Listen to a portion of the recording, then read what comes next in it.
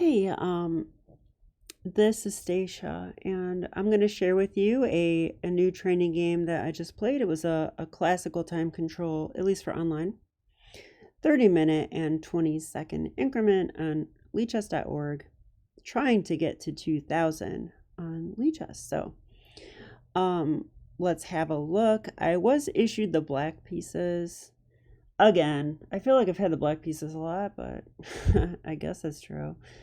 Um, Okay, but let's have a look at this. With any luck, I'll focus on the middle game and the latter part of the game. But we'll see, right? It's me, so.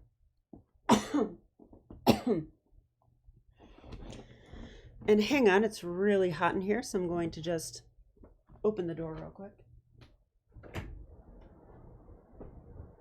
Okay, let's air in. Okay, so my opponent opened with e4. I went e5.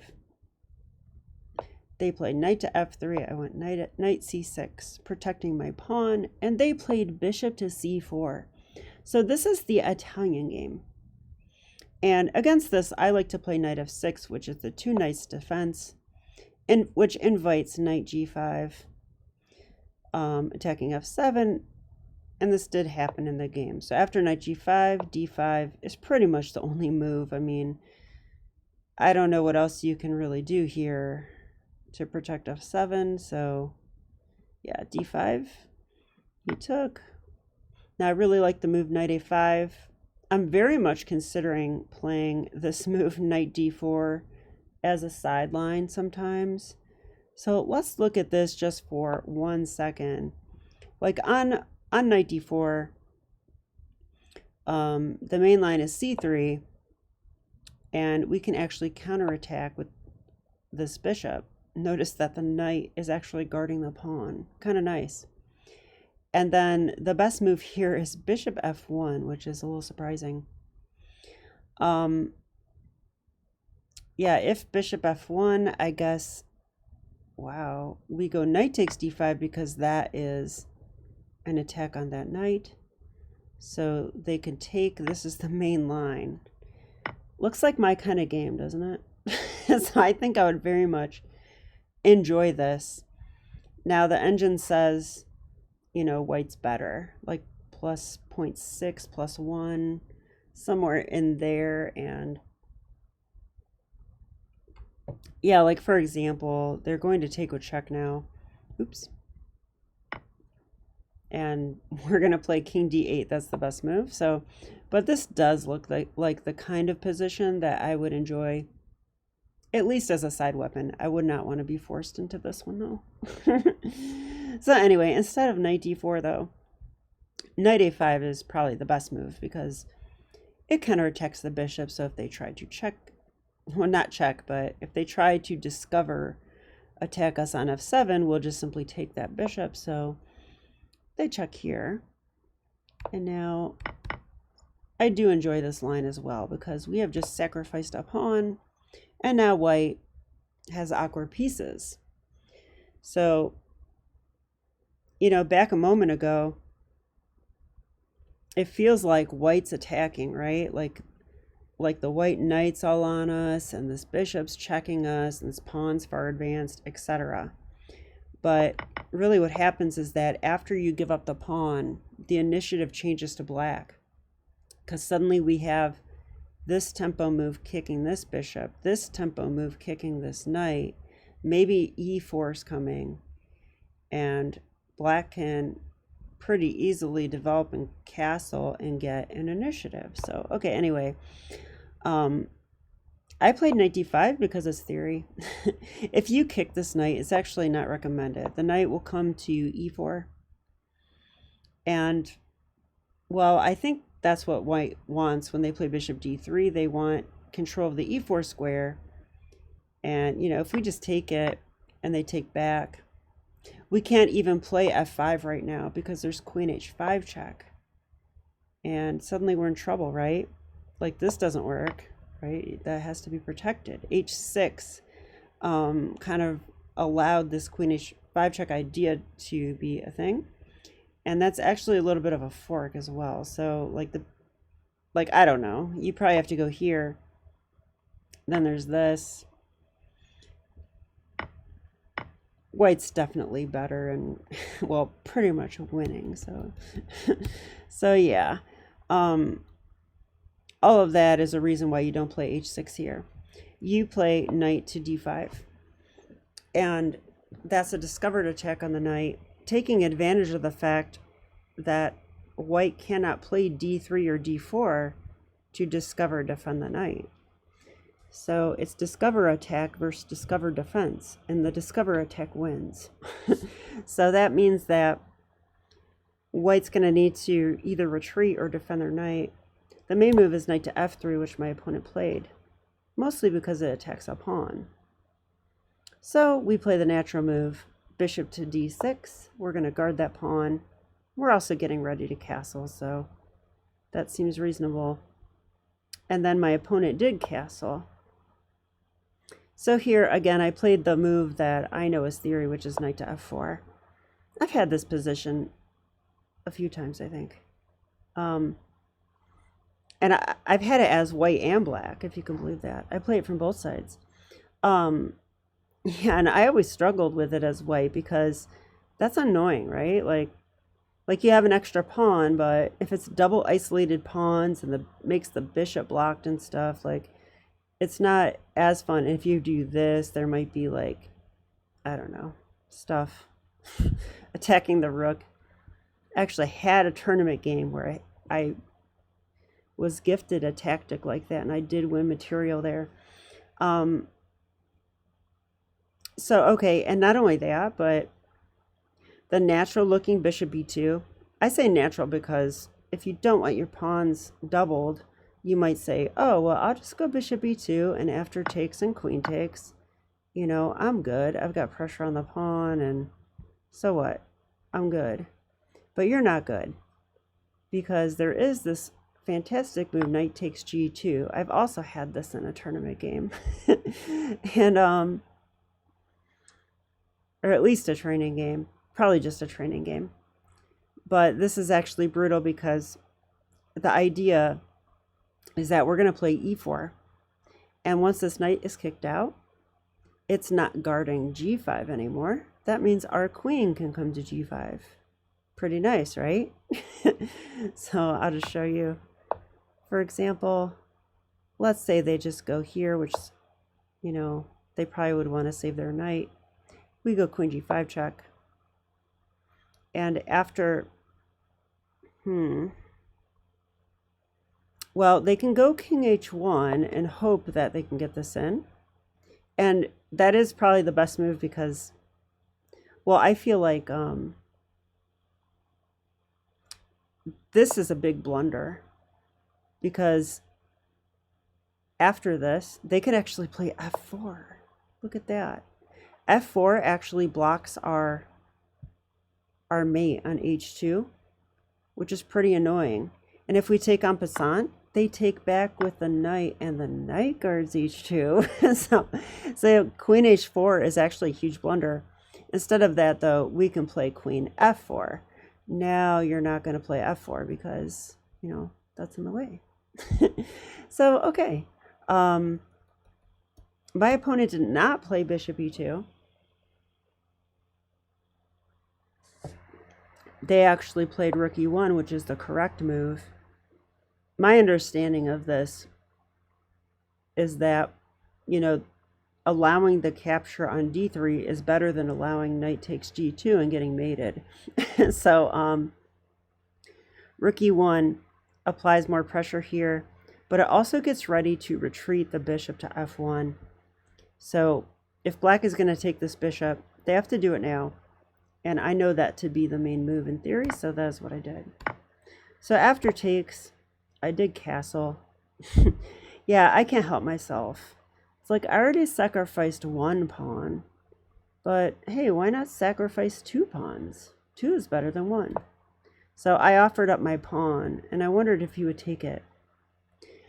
I don't know if this is theory or not, but I've seen this idea before in similar positions. So I thought it looked reasonable.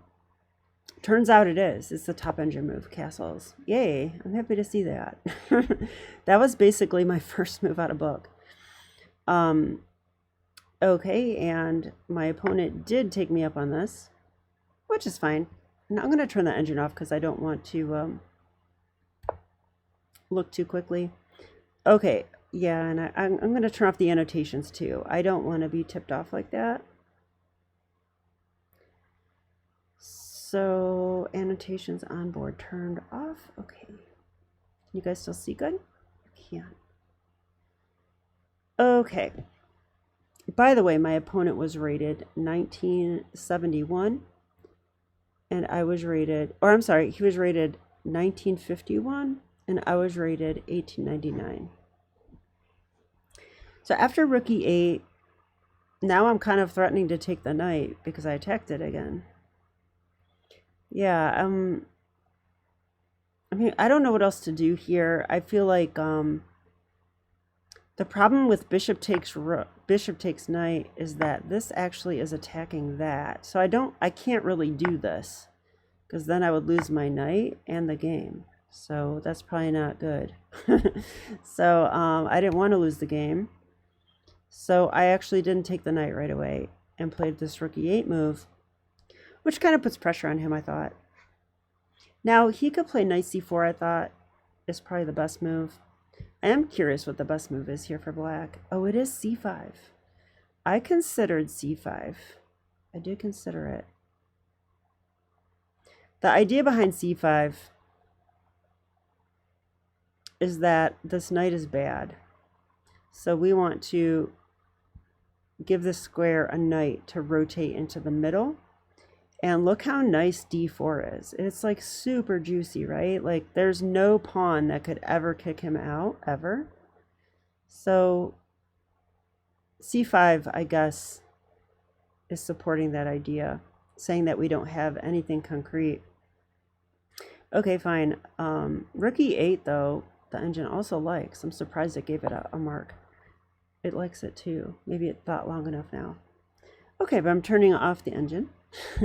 We don't need that. So, okay, rook e8, I'm attacking his knight. Let's see what he did. It says here,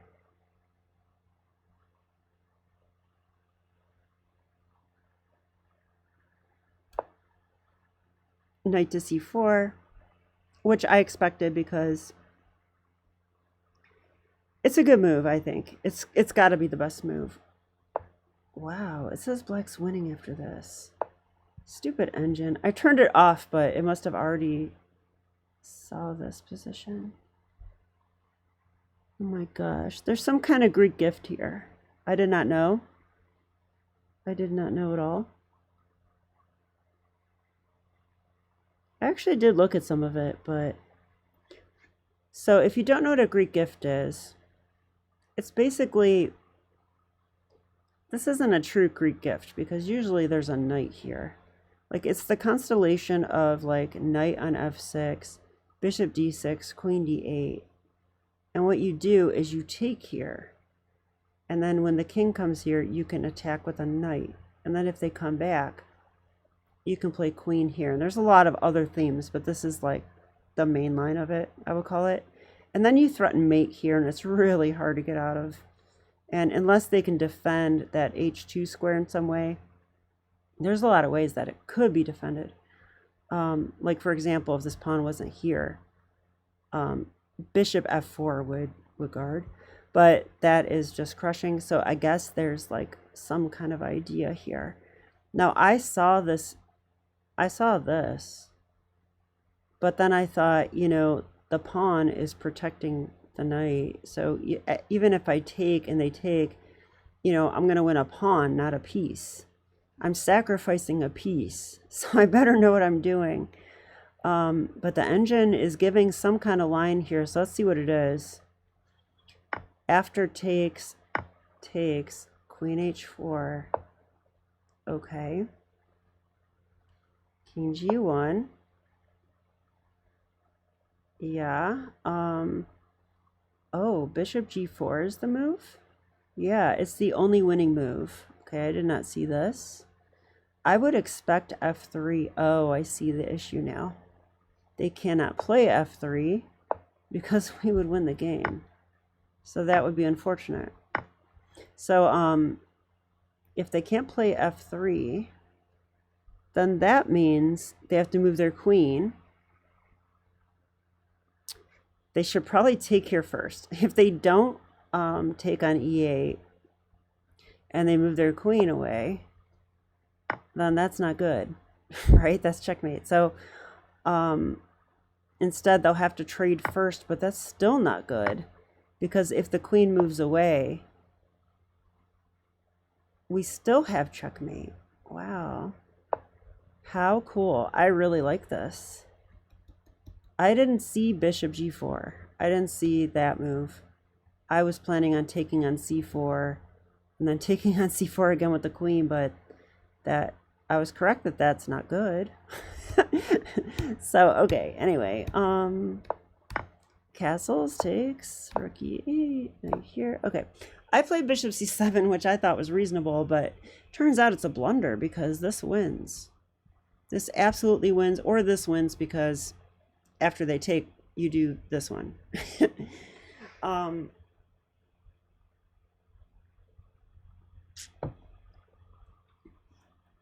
Wow, what a cool tactic. I like that one a lot. It all had, this is like a very martial attack type theme. And, you know, the reason for that too is that in the martial attack, there's no knight on f3. That's the case here too. So wow, I'm starting to see like similarities between different openings, but only specific lines in each opening, because it may or may not transpose into something else familiar, but that has been happening a lot more these days. Anyway, bishop c7 is reasonable because I'm like, look, if you want to take my knight, which is on a5 on the edge of the board, that's just fine because I have to play like c5 here, here to make that knight good. On the other hand, your knight is like your best piece right now, right? So like if they want to trade their best piece for arguably my worst piece, go for it. And I didn't think my bishop would be that horrible here. It would be okay because I am putting pressure here at least. And I could go here and target that and whatever. So they played b3, which was surprising. And I guess that tactic is still there. But I played bishop to f5, not seeing the tactic. Because that attacks a pawn. Remember, I couldn't take that because my knight's still hanging. Oh, wait, is that true?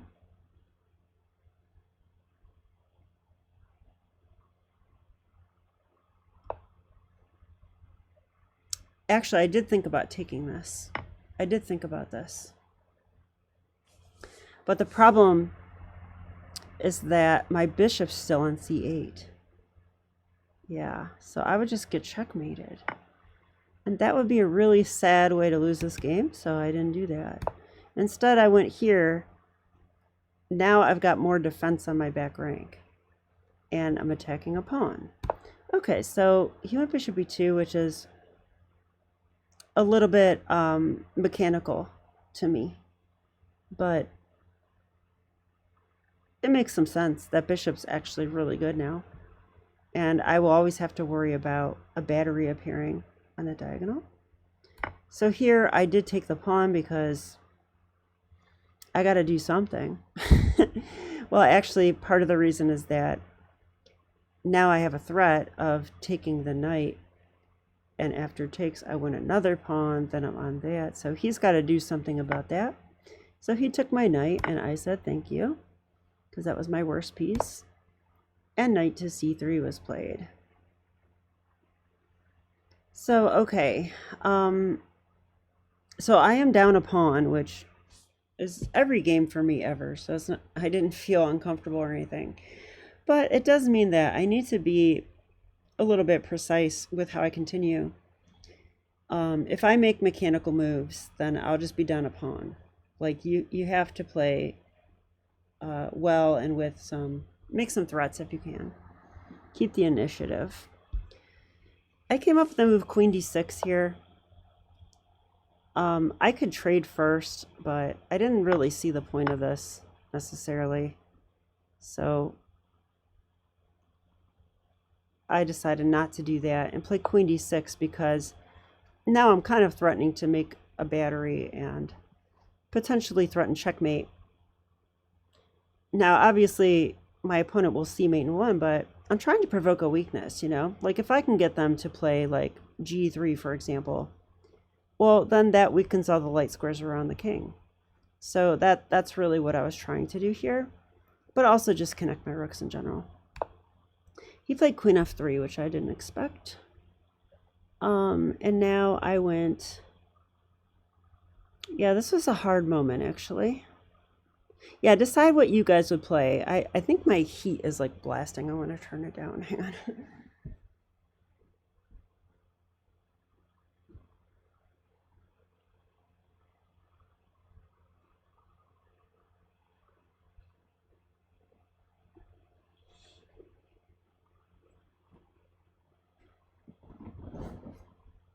Not sure why it feels so hot in here, but okay.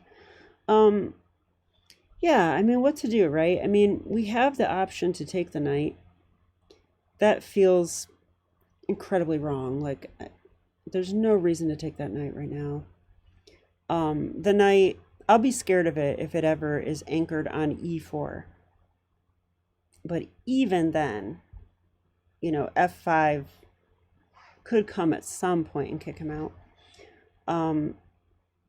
Also, the knight is corralled by this pawn, so it's not like that knight's the best piece ever. I have no intention of taking and fixing the white pawn structure. In addition, trading rooks feels extremely bad now because after takes, who owns the e-file? You know, I can't even challenge it anymore, so that's not good. So we need to leave the tension on the e-file. And this bishop, you know, he did attack it. So if I ever move my queen, that will be hanging. So it kind of ties my queen down a little bit. So I played bishop c7, threatening mate like I wanted to. g3 happened. And then I decided on this move, bishop g6. So I see now that bishop g6 is the top engine move before bishop c7. And if you play bishop c7 first, it's a blunder. So that's crazy. Okay, I thought I was doing this with tempo because I'm attacking the pawn.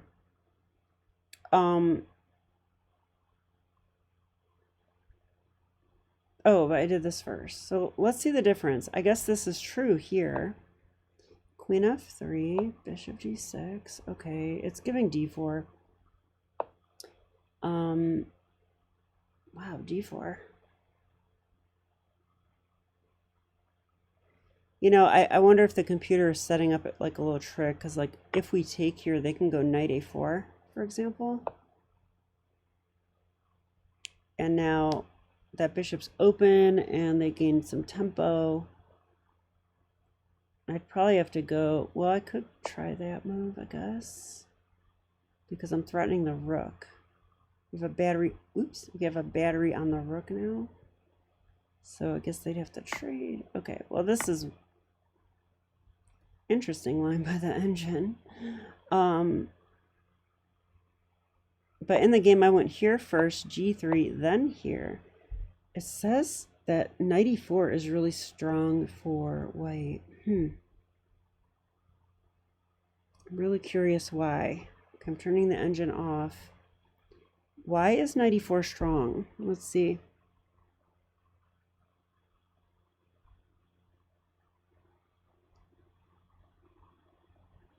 Well, it does attack my queen.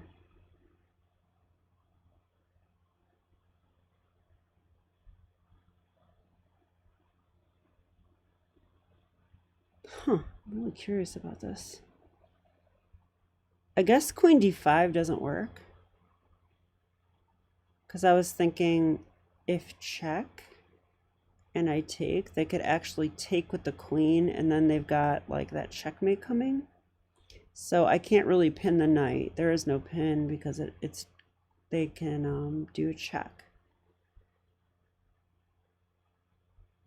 So after knight e4, if I take with the bishop, which seems reasonable, then rook takes, queen takes.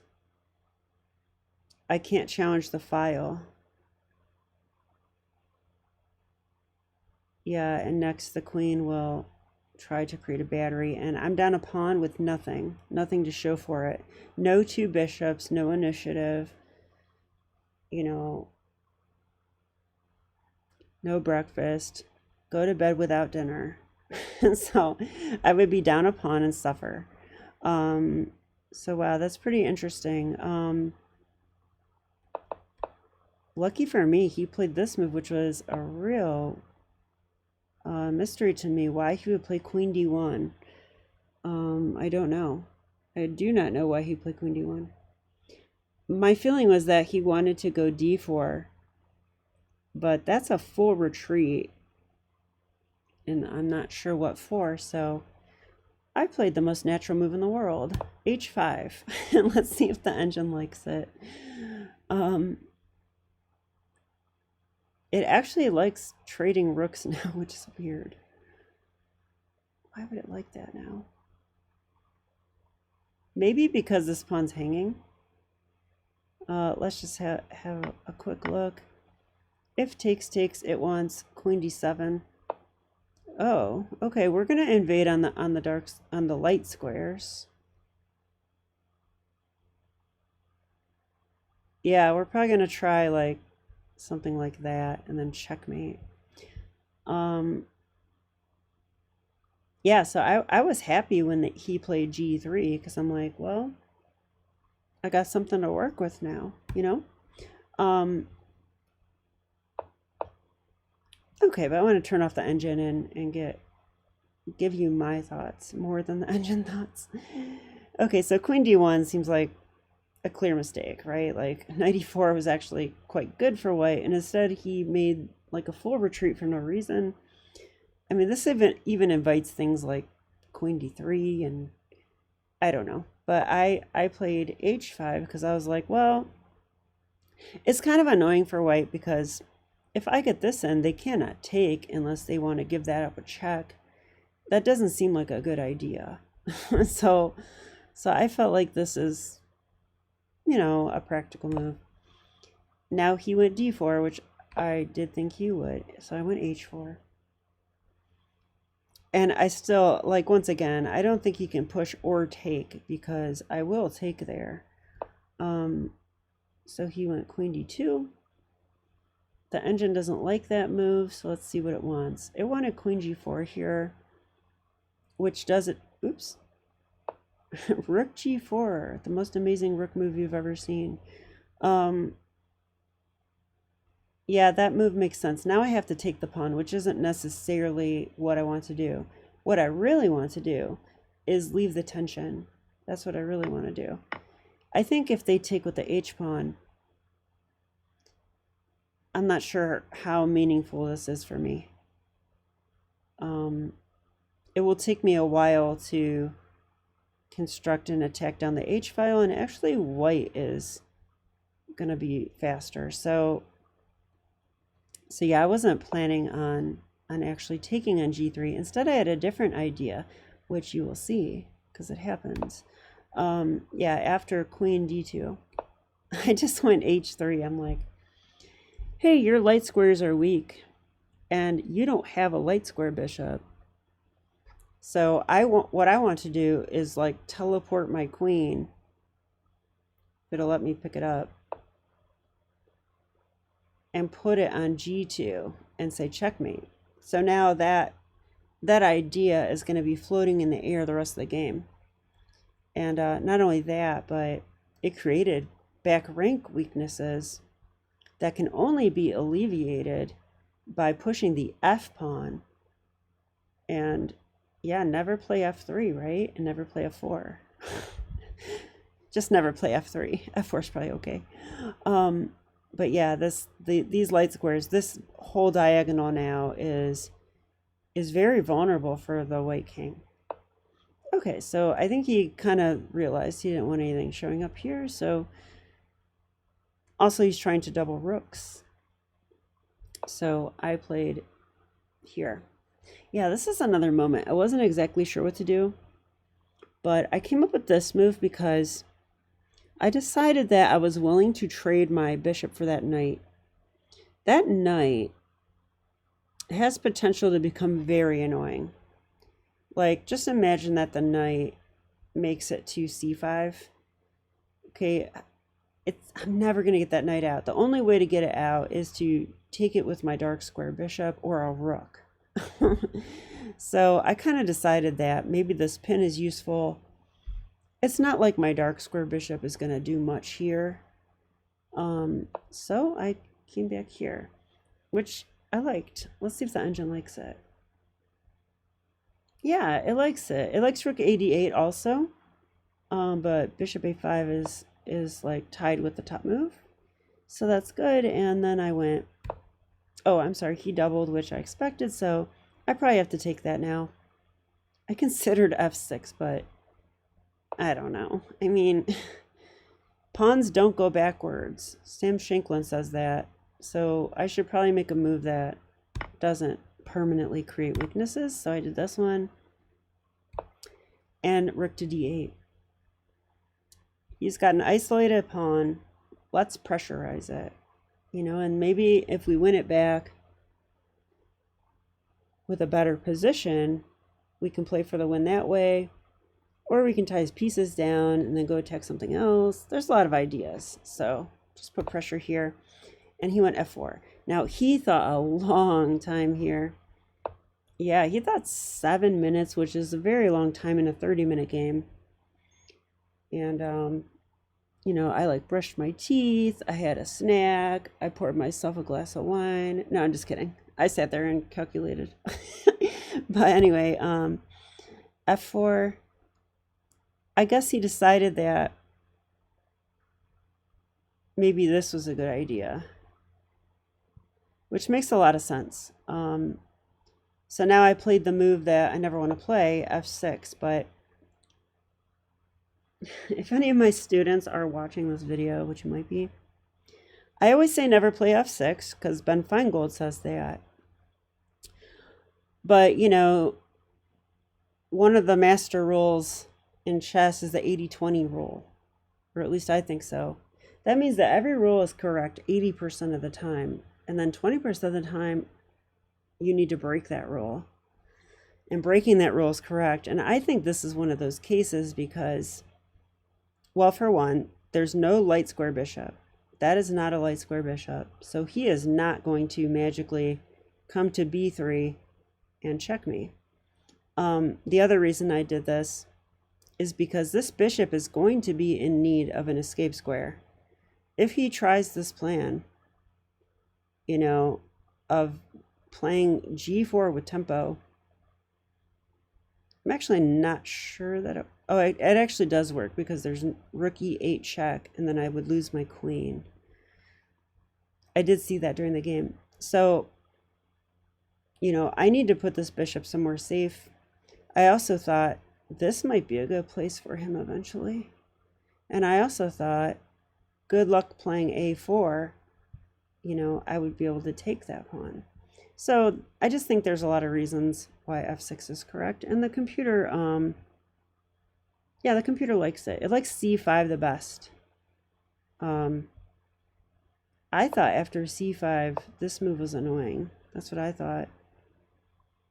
Oh, c4. I played something like this similar, so I'm not going to go over that yet. Okay, so anyway, f6, a3, and bishop b6. Now the pawn is pinned and attacked 3 times. And I thought, I'm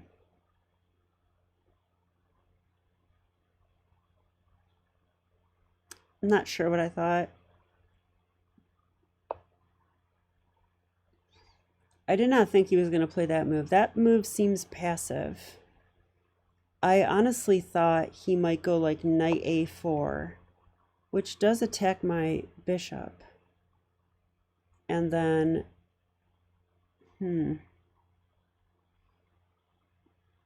yeah, I don't know. That doesn't really work, does it? I mean, I could take on d4.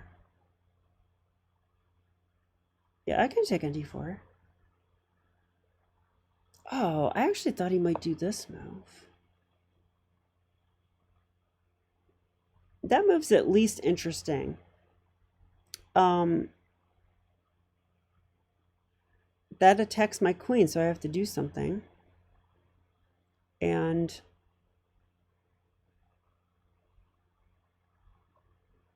maybe I saw this move earlier or something. So this doesn't seem like the same thing. No, it's not. This is not the same thing as what I saw earlier. But anyway, he did go knight to e2. Seems a bit passive to me. I mean, he's like, okay, I'm just gonna just turtle up. But the rook is not going to be able to defend the pawn. I've got a very nice grip on the light squares over here. So I played c5, which, ooh, good, the engine likes it, c5. So obviously he can't take because he would lose his queen, so... And I thought if he pushes it, then I'll go c4. And look, I pinned the rook. So that should win material, I thought. The only downside is that after here and here, he could actually take that. And then he's got two connected passed pawns, which might be compensation for the exchange. But hey, gotta do something. So I went for this. And I did take the rook. I think if I attack the pinned piece here, I'll actually lose. Or maybe just be worse. Because after rook e8, I was really scared of bishop d4. Like, bishop d4. Now what do I do? The rook's free to take now. If I take here, they just take, you know? They just take, maybe with a knight. Once the knight comes to d4, okay, he becomes a monster. So I didn't like bishop d4. So I decided that I should take immediately. Turns out that is the best move. And now I can play rook e8. Another reason why I played f6. To guard that square and challenge the e-file. Okay, so he retreated the queen. I figured also that queen d2 must be the best move here. Why did I think that? I don't know. Oh, it's because of queen b6 check. Because if queen b6 check, I'm going to win that bishop. So he needs to defend the bishop and keep defending the knight.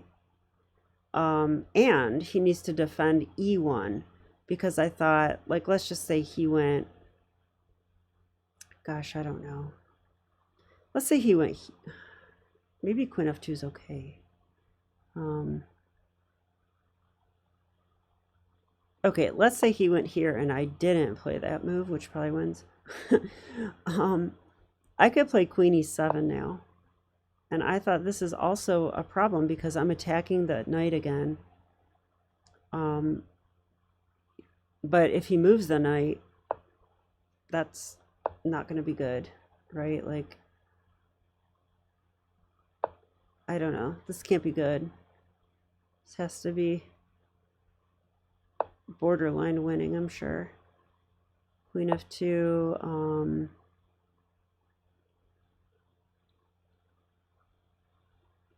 I don't know. Maybe queen d2 here. Let's try to pin that queen. Yeah, so this is winning, though. It just, I can tell it's winning.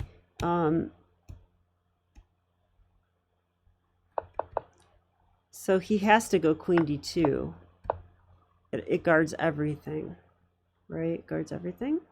So I play queen b6 anyway because I actually thought queen b3 might be strong at some point. The idea of queen b3 would be to sneak in here and then get to that square.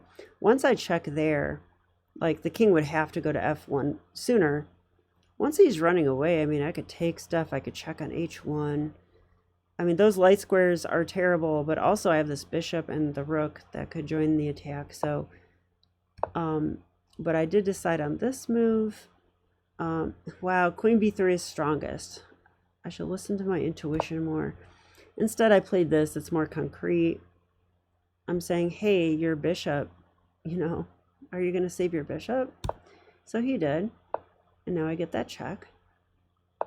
And then I came in this way. And knight d4. Knight d4 was a nice resource by my opponent.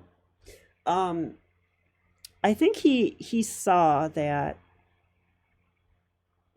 like, I'm going to check, and he's going to come here, and then, like, if I check, that's mate, and he saw different lines, and he decided, like, okay, I want my queen to be able to guard along the second rank, but in addition, I want my knight to come to e6, which would block this e file from any rook of doom. So that is why he played that move, which I did think was pretty good.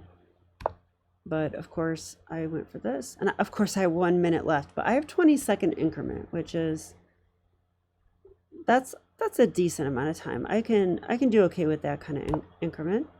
So okay, he played there, and I just assumed that after rook e8 he would go knight e6, but I kind of allowed this because I still have queen e4 check here at the very least.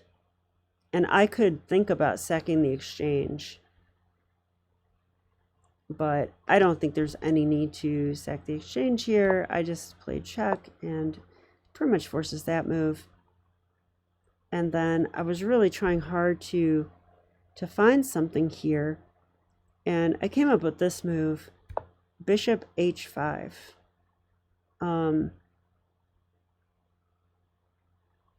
Which looks really scary for him. I don't know what he should do here.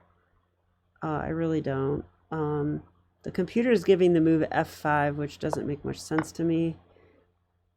Oh, I'm sorry, f5, not g5. f5, like that. Wow. That is so gutsy, isn't it? Saying that I can go check if I want. And then he's going to go there. Wow. The queen is guarding that, at least for now. I don't know. It'd be hard for me not to take that. This still looks really good. So after this move, he went to g1. But now I played my favorite move of the game. So if you want to pause the video and see what you would play here, go ahead and do so now. Okay, so obviously I want to play queen g2 checkmate, but queen takes queen doesn't look very appealing. So I played the interference move, bishop to e2. I really like this because, okay, I'm threatening mate, so he's got to do something about that. And then I saw that if he goes king f2, which does attack my bishop, by the way, I go check. That x-ray defends my bishop, so he cannot take it. And then when he tries to run and hide, I just go checkmate. And if he tries to run this way, it's still going to be mate, I think. Actually, I'm not sure. Let's see. If he goes here and I go... Oh, I could go check here, though. And then there's this mate. This is what actually happened. Yeah, so this might be an actual... After king f2, this might be a mistake because of this. Maybe. I don't know. I still feel like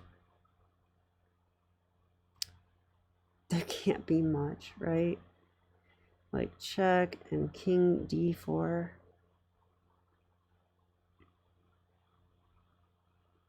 I guess there's no more checks there. I guess. Let's look at that for a second. Really curious about this. So let's say here, here. I thought here, here, and this. I actually felt like he was getting out here.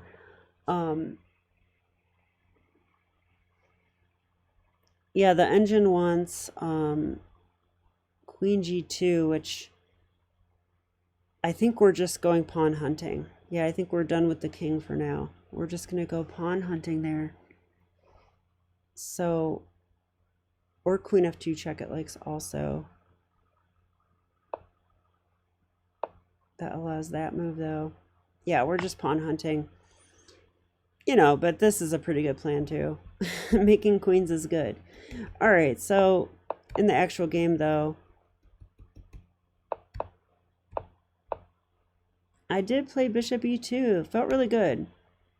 Who said I can't play with no time on my clock? Okay, I did.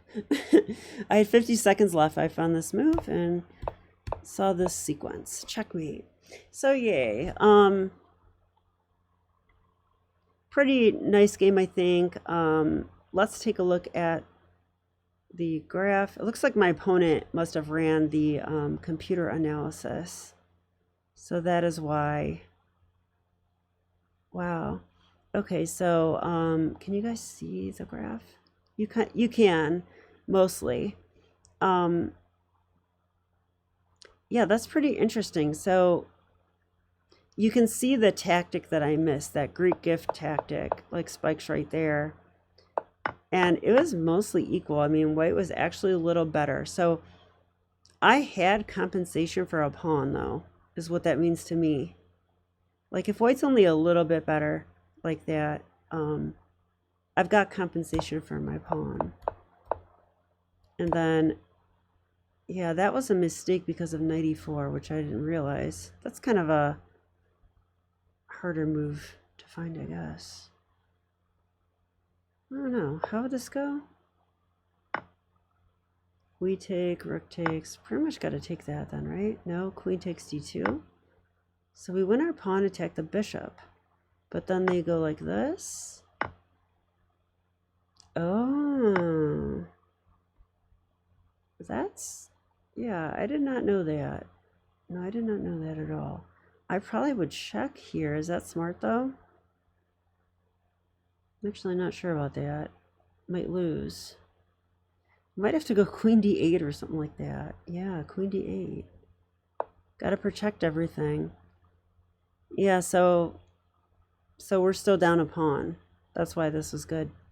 Okay, well, I didn't see that. So apparently they could trade down there. That's what that idea was. Knight e4 is going to trade down by force, but he didn't find that. And then things like, okay, yay h5, h4. Because after that plan, they had one last chance here to find a good move with queen g4.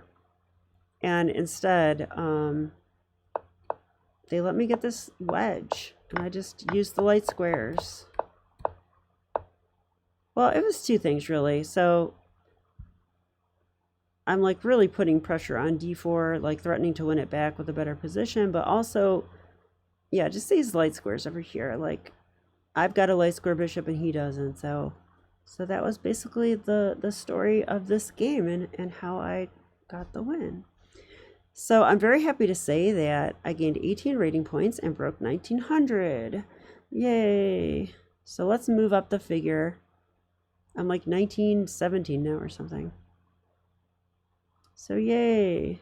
We're like more than halfway there already, although as you know, it's going to get tougher the closer we get to 2000. But so far it's been smooth sailing for the most part. So hope you enjoyed the game, and I'll be back with more chess. Okay, thank you. Bye.